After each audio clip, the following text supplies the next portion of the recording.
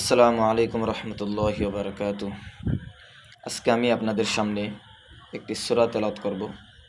সূরাটি হলো সূরাতুল ফাতিহা। আউযু বিল্লাহি মিনাশ শাইতানির রাজীম। সূরাতুল ফাতিহাতি মাক্কিয়াহ। বিসমিল্লাহির রহমানির রহিম।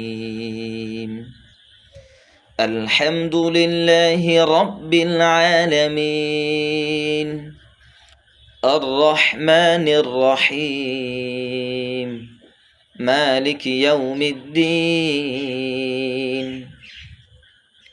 إياك نعبد وإياك نستعين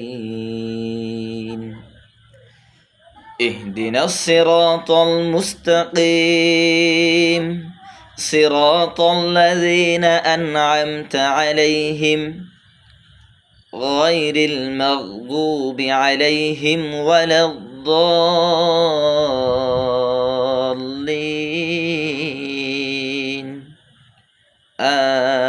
آمين। সকলে জানাবেন আমার তেলাওয়াত কেমন হলো। ধন্যবাদ সবাইকে।